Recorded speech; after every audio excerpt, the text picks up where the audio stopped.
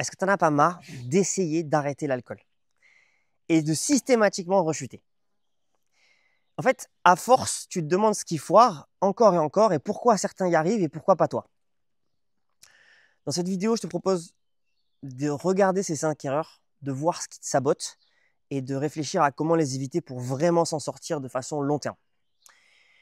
Bienvenue dans cette vidéo, bienvenue sur cette chaîne si tu ne me connais pas. Aujourd'hui, on va parler de 5 pièges qui sont tellement classiques et que j'ai déjà vu chez d'autres personnes et que j'ai déjà vécu et je les vois encore régulièrement.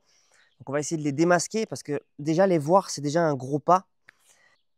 Première erreur, c'est de rejeter la faute ou blâmer l'alcool lui-même en disant ce truc-là est plus fort que moi.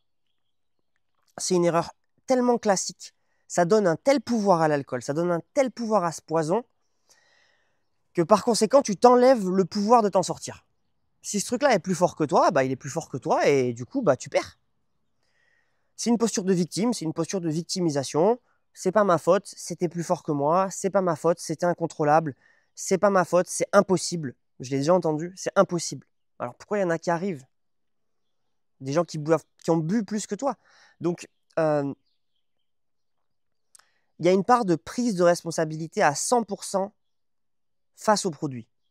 Parce que dire oui, c'est le stress, oui, j'ai des emmerdes, oui, c'est la famille, oui, j'ai un problème avec un tel. Non, à un moment, c'est 100% ta responsabilité. Tous les verres, tous, c'est toi qui les as mis.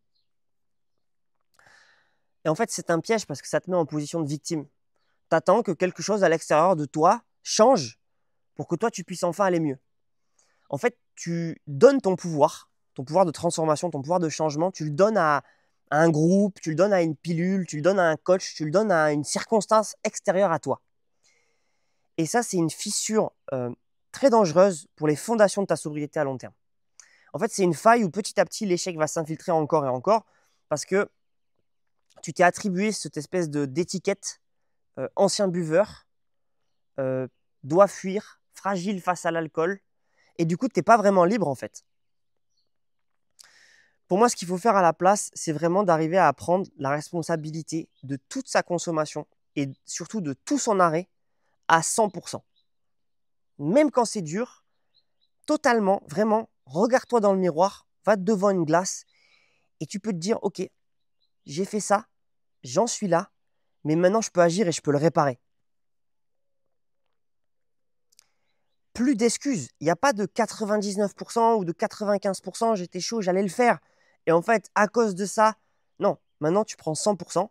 Et à partir du moment où tu décides que tu arrêtes, tu y mets 100%. Et c'est comme ça que tu reprends ton pouvoir, c'est comme ça que tu reprends le siège du conducteur. Et c'est vraiment la base pour moi de tout changement réel et durable, c'est de sortir de la victimisation. Erreur numéro 2. Attendre le moment parfait. Ça, c'est quelque chose que j'ai beaucoup vu aussi. Il faut que j'attende le bon moment. En ce moment, c'est pas le bon moment pour moi. Il faut que j'ai fini ça. Il faut que j'ai moins de stress. Il faut que j'ai accompli ça. Après les vacances, après l'anniversaire de Tati, après Noël. Et en fait, tu te mets une telle pression. Tu construis une telle pression d'accumulation. Au moment où tu arrives à la date, ton cerveau est tellement stressé qu'il va devoir abandonner que là, tu te mets face à un mur de difficultés que ton esprit a construit en fait. Et au fond, remettre à plus tard ou surcomplexifier l'arrêt, c'est en fait c'est te mettre dans... C'est une excuse pour que tu restes dans ton cycle des rechutes ou dans ton cycle de consommation. Pour moi, c'est beaucoup plus simple. Moins tu réfléchis au comment tu vas arrêter et plus tu te concentres sur tes pourquoi profonds, tes motivations intrinsèques vraiment profondes, plus ta vision elle va devenir claire et plus ça va être facile de s'arrêter. Mais pour ça, pour moi, il y a une solution, c'est qu'il faut faire le choix maintenant. Tu ne peux pas changer hier, mais tu peux toujours agir maintenant.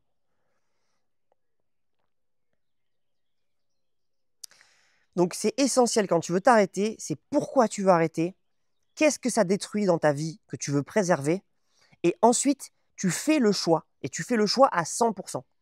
Maintenant, pas demain, pas après les vacances. Voilà. Et c'est ce premier pas, c'est cette décision-là, c'est elle qui va éclairer toute la suite. Moi, le 23 juillet 2022, j'ai dit plus un seul verre d'alcool dans ce corps.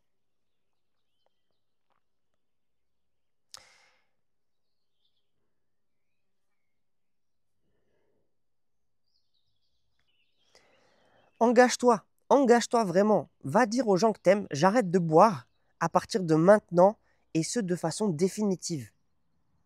Engage-toi verbalement, ancre la décision auprès de gens, ancre les choses et ne te laisse plus de porte de sortie, ne te laisse plus de négociation. Parce qu'il y a plein de gens, ils essaient d'arrêter. Essayer d'arrêter, c'est déjà ne pas arrêter en fait. Erreur numéro 3, un peu plus technique celle-là, c'est baser sa décision d'arrêt uniquement sur la douleur.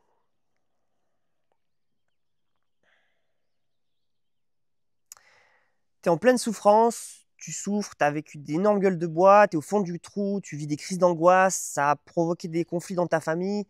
Et en fait, c'est un piège parce que la douleur, c'est un super moteur, c'est un super carburant pour le départ, pour les premiers jours, super. Mais la douleur finit par passer, le corps récupère et notre mémoire des mauvais souvenirs, elle s'estompe. Elle s'estompe même beaucoup plus vite que nos bons souvenirs. Et si ta seule motivation dans ton arrêt, c'est de fuir la douleur, qu'est-ce qui va se passer dans 3 mois ou dans 6 mois quand tu n'auras plus de douleur?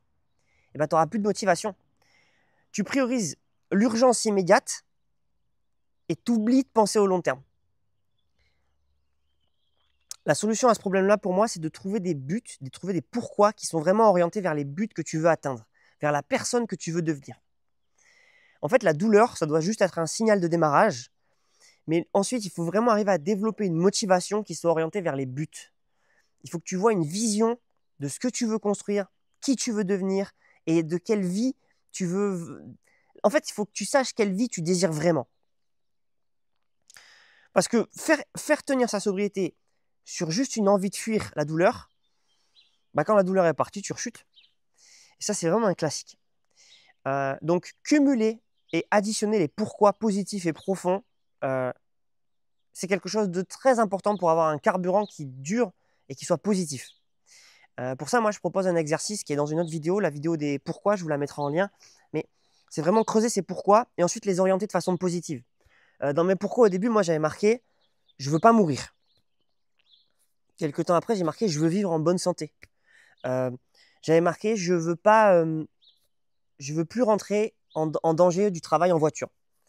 Et j'ai marqué ensuite « je veux rentrer en sécurité dans ma voiture et ne plus et être un conducteur prudent ». Voilà. En fait, c'est d'arriver à reformuler ce qui te fait peur dans ta consommation en un objectif positif que tu veux devenir. Voilà.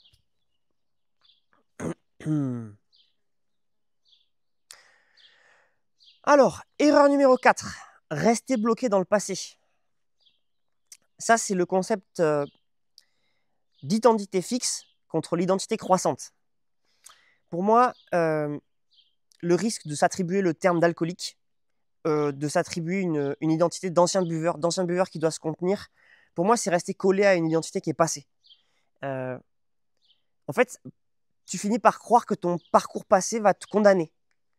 Et c'est un piège un peu inconscient, mais se définir par le passé, par son passé, pour moi, c'est porter un boulet, c'est porter une étiquette qui va consommer ton énergie, qui va consommer ton temps, c'est croire que tu es figé et que tu ne peux pas changer.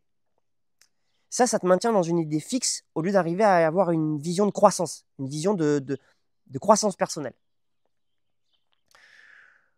Pour moi, ce qu'il faut faire à la place, c'est se dire, ok, je ne peux pas changer ce qui s'est passé, je ne peux pas changer le début, mais à partir de maintenant, là où j'en suis là, je peux changer l'histoire d'aujourd'hui et par conséquent, en changeant l'histoire d'aujourd'hui et les habitudes de demain, je change la fin de l'histoire. Pour moi, on peut vraiment marcher résolument vers qui on veut devenir. On peut construire activement une nouvelle identité parce qu'une identité, c'est répéter encore et encore des actions, répéter encore et encore des habitudes. C'est ça qui construit une identité. Et pour moi, pour devenir sobre, libre et épanoui, il faut amener son énergie vers cette vision future pour ne pas rester bloqué sur qui tu as été. En parlant de ça, attention à éviter de se faire projeter par les autres qui nous ont connus avant notre ancienne identité. Ça, c'est un risque. c'est que les autres nous ayant vus dans des situations, dans des réactions, peuvent vite nous projeter notre ancien moi, alors qu'ils n'ont pas vu tout le travail qui a été fait. Et ça, si vous sentez que ça vous impacte, eh ben, laissez un peu de distance au départ. Parce que quand on se réinvente, quand on retravaille ses habitudes, ses routines, qu'on change en profondeur, il faut peut-être des fois laisser un peu de distance aux autres, le temps de s'adapter. Erreur numéro 5, ça revient un peu à l'erreur numéro 3, c'est arrêter uniquement pour s'échapper et pas pour construire. Voilà. Il va falloir qu'on parle du vide que ça crée d'arrêter l'alcool. En fait, échapper à la douleur, échapper aux problèmes, échapper au chaos que cause l'alcool, c'est bien, mais si tu n'as pas une idée plus claire de ce que tu veux construire et de qui tu veux devenir, ben en fait, tu arrêtes juste pour fuir et en fait, tu vas créer un énorme espace vide et tu vas t'ennuyer, tu vas te sentir seul, tu vas te... Toutes tes habitudes, toutes tes pensées vont être liées à la consommation et en fait, si tu ne remplis pas ce vide par quelque chose qui est désirable et positif pour toi, mais il va devenir lourd, il va devenir déprimant. Tu auras toujours cette petite tentation au fond de remplir ce vide avec quelque chose que tu connais très bien, qui a toujours marché. Et l'alcool va t'attirer et il y en a beaucoup qui retombent à cause de ça. Pour moi, à ce moment-là, il faut vraiment passer dans les premiers mois, passer en mode construction active de la vie que tu désires en fait. Tu dois remplir le vide que l'alcool a laissé autour de toi par du plein. Mets de l'énergie. Mets de l'énergie dans tes passions, dans tes objectifs, dans tes relations, dans des piliers comme le souffle, le mouvement, l'écriture, le sport, ce que tu veux. Remplis-le par ce que tu veux, mais ne te contente pas seulement de fuir la douleur. En fait, il faut marcher vers le bonheur, il faut marcher vers la clarté et il faut aller vers ce que tu as envie de vivre. Et ça, c'est un vrai moteur positif à long terme, mais qui demande d'avoir récupéré l'énergie que l'alcool nous avait pris. Et ça ne se fait pas au tout début, parce qu'au début, on a souvent besoin de se reposer, il faut du temps. Donc, je récapitule rapidement les 5 pièges, si tu veux t'en sortir. Arrête de blâmer l'alcool, prends la responsabilité totale, complique pas la décision ou n'attends pas le moment parfait. Fais le choix maintenant et ne t'arrête pas à cause de la douleur.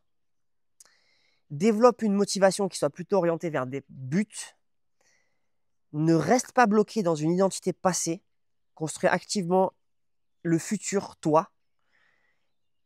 Et ne cherche pas juste à échapper au vide. Construis la vie que tu désires vraiment. Voilà, c'est un chemin qui va te demander de la clarté, de l'action. Si tu souhaites un accompagnement sur mesure, eh ben, tu peux venir voir mon site web. J'ai un petit questionnaire. Je prendrai encore des personnes en juin, après le temple. J'ai déjà accompagné une dizaine de personnes sur des arrêts plus ou moins long terme. C'est un travail où j'adapte ma méthode à ton propre parcours, à ta propre vie, à tes propres expériences. Et j'essaye de le faire bien. N'hésitez pas à vous abonner, n'hésitez pas à liker cette vidéo. Ça me soutient, ça m'aide parce que ça me prend beaucoup de temps. Là, comme vous le voyez, je suis malade, je suis pris. C'est les allergies en ce moment, c'est chiant pour moi les allergies. Mais j'avais quand même envie de vous discuter de ces 5 erreurs que je vois souvent. Ah oui, et alors je ne peux pas m'empêcher de clarifier un truc. Il y a des génies qui m'ont dit que proposer des exercices respiratoires pour arrêter l'alcool, c'était un truc sectaire. Donc je vous invite à vous renseigner sur la physiologie de la respiration.